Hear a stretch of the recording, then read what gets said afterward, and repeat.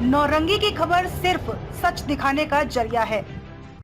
13 जुलाई है और कुछ दिनों में बिहार के मुख्यमंत्री पुलिस मुख्यालय में समीक्षा बैठक करेंगे। बढ़ते आपराधिक घटनाओं को लेकर कई महत्वपूर्ण बिंदुओं को लेकर पुलिस के आला अधिकारी डीजीपी के साथ एक अहम बैठक करेंगे। तो इस मामले को लेकर सीएम की समीक्षा बैठक को लेकर कल डीजीपी साहब ने एक बैठक पुलिस मुख्यालय में की। करीब 12 बजे से लेकर 1 बजे तक बताया जाता है कि इस बैठक में कई एडीजी मौजूद थे और जो आईपीएस पदाधिकारी छुट्टी पर हैं वह इस बैठक में मौजूद नहीं थे। लेकिन एक एडीजी साहब को इस बैठक से दूर रखा गया। उनको सूचना भी नहीं दी गई कि ये बैठक में उनको मौजूद रहना है। आखिर ये क्या हो रहा है? डीजीपी साहब अब डीजीपी के जैसे महत्वपूर्ण पद पर हैं, कुछ महीने 1 साल 1.5 साल के बाद आपका रिटायरमेंट का समय नजदीक आ जाएगा। आपको कल्याणकारी काम करना चाहिए। एडीजी स्तर के पदाधिकारी को आप मुख्यमंत्री की जो समीक्षा बैठक हो रही है उसमें सूचना नहीं मिल रही है एक एडीजी को, और जो आतंकवादी क्या क्या देखते हैं और इतने महत्वपूर्ण पद पर हैं उनको उस बैठक से दूर क्यों रखा गया, ये चर्चा हो रही है पुलिस मुख्यालय में। कई चर्चा के बीच आईजी मुख्यालय राकेश राठी, बड़ा नाम 2002 बैच के हैं, राजस्थान के चूरू जिला के रहने वाले हैं, फिलहाल छुट्टी पर। अमृतराज एसटीएफ 1998 बैच के आईपीएस पदाधिकारी अचानक अमृतराज छुट्टी पर है। 96 बैच के बक्सर बैगन गोला के रहने वाले सुनील कुमार साहब भी छुट्टी पर हैं। 3 बड़े आईपीएस पदाधिकारी छुट्टी पर चल रहे हैं और ये बैठक एडीजी लोग के साथ में थी।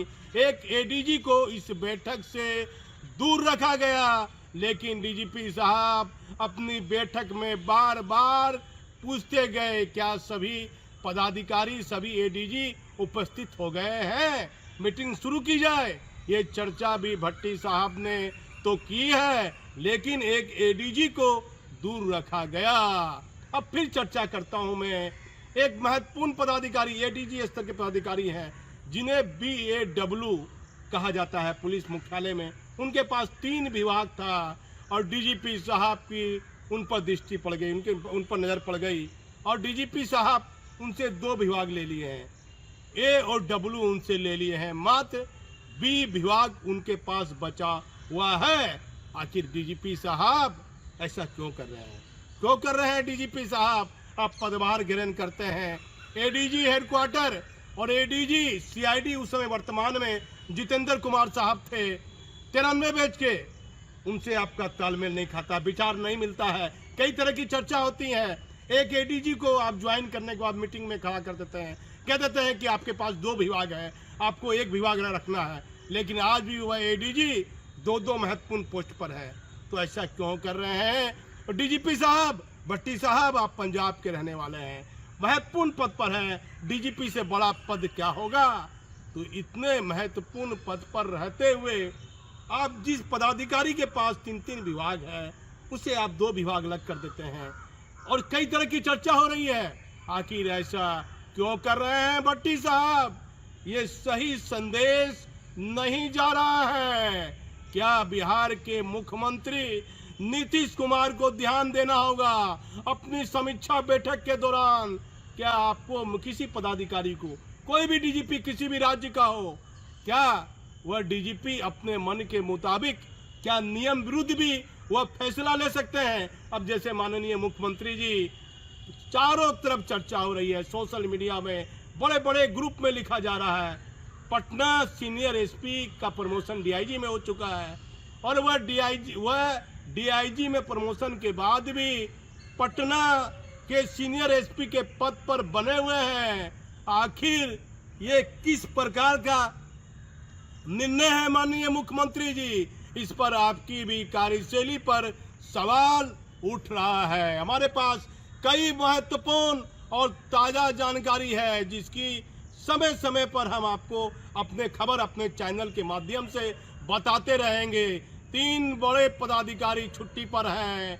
ये छुट्टी पर जाना एक संजोग है या कुछ और चर्चा पर्दे के पीछे हो रही है? आप हमारी और बड़े खुलासे का इंतजार कीजिए। हमारे चैनल पर बने रहिए। मैं भागलपुर से दीपक नौरंगी। डीजीपी साहब, इतना कड़क मिजाज अपने अधीनस्थ पदाधिकारी के साथ रखना कितना उचित है? डीजीपी साहब, कड़क रवैया अपनाना है तो अपराधियों के साथ, माफियाओं के साथ अपनाइए। डीजीपी साहब, एडीजी स्तर के जितने भी आईपीएस पदाधिकारी हैं, उनको आपके साथ कार्य करने में सहज महसूस क्यों नहीं होने की चर्चा बनी रहती है। डीजीपी साहब, किस एडीजी स्तर के पदाधिकारी के पास BAW विभाग के कार्य थे?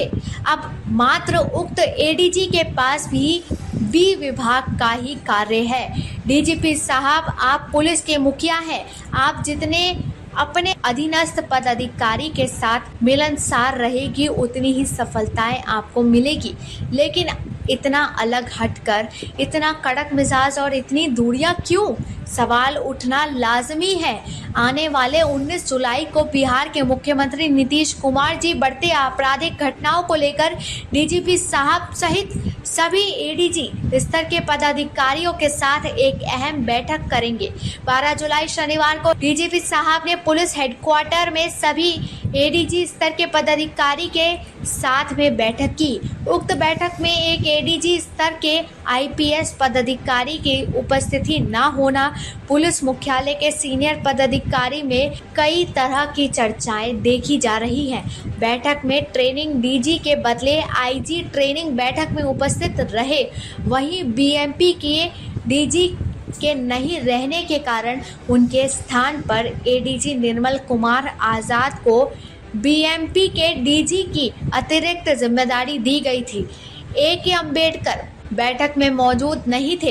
ADG special branch Sunil Kumar साहब भी छुट्टी पर हैं। उनके पास एडीजी CIED की भी अतिरिक्त जिम्मेदारी है। उनके छुट्टी में रहने के कारण उनकी जगह CIED के IGP कन्नन साहब बैठक में उपस्थित थे। एडीजी STF अमृतसर छुट्टी पर रहने के कारण इस बैठक में मौजूद नहीं थे। एडीजी स्तर के पदाधिकारी के साथ डीजीपी की 12 जुलाई को हुई बैठक में एक चर्चा खूब होती रही कि आखिर अचानक 3 आईपीएस पदाधिकारी छुट्टी पर क्यों चले गए। क्या यह संजोग है या पर्दे के पीछे कि कुछ और कहानी है? हम सिर्फ सच दिखाने का जरिया हैं। हमारा किसी से कोई निजी मतभेद नहीं है। जो चर्चा होती है उसी पर भी हम खबर बना देते हैं।